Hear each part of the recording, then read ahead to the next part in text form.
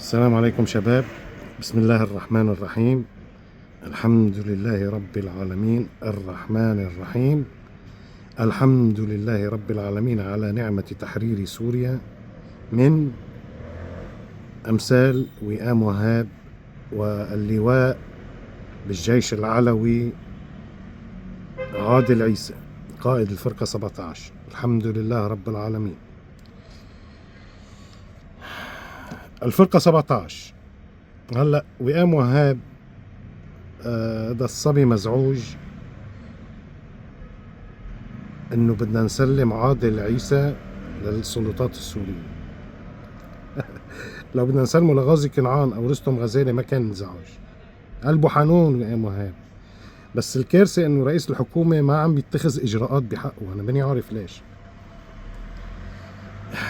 كتب رئيس حزب التوحيد، عنده حزب اسمه التوحيد، حزب كبير ضخم ولا الحزب الجمهوري بأمريكا.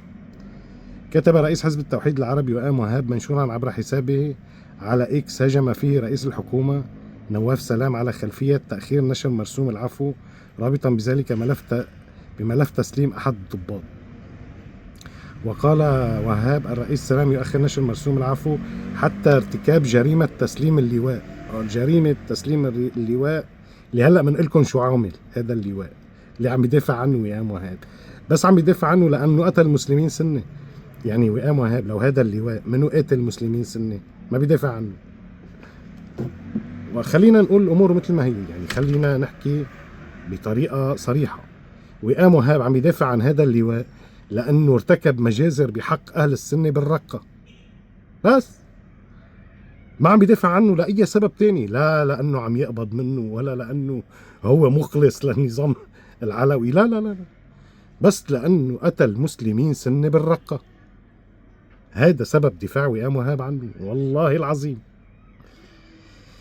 متسائلا لماذا لا يطلب سلام باسترداد رئيس المخابرات في حمص اللبناني المنشق عن الجيش والمتهم بجرائم إرهابية. تمام، هو قصده عن السيد عبد الله شحاده. عبد الله شحاده انشق عن الجيش اللبناني بحالة السلم، ترك الجيش قال لهم ما بدي، وهيدي صايرة بلبنان. أنا بعرف هلا 10 موجودين هون بلبنان بيروحوا على المحكمة العسكرية بيدفعوا $20 ويمكن ينحبسوا شهر يمكن ما ينحبسوا، وبيطلعوا بحالة السلم، انشق وحمل حاله وراح. لما صار معاش العسكري $70 هون بالشهر، مئات تركوا الجيش وانشقوا وطلعوا وراحوا.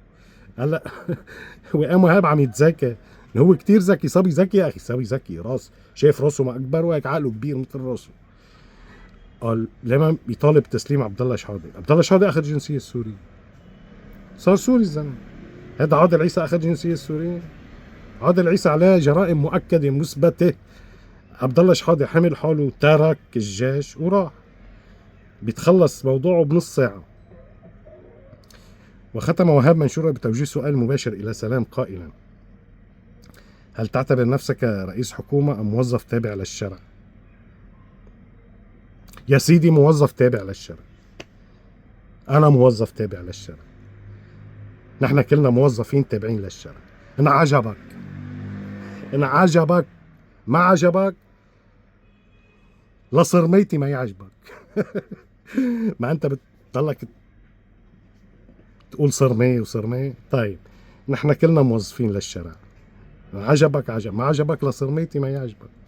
من رئيس الحكومة ونزل، نحن كلنا موظفين عند الشرع. ماشي وقومتي؟ تمام وقومتي. وبالتوازي عاد ملف تسليم مطلوبين والضباط بين لبنان وسوريا الواجهة لسيما مع استمرار البحث عن ملفات أشخاص تطالب دمشق بتسليمهم. وكانت السلطات السورية قد طلبت في وقت سابق من بيروت تسليم ضباط من النظام السوري السابق.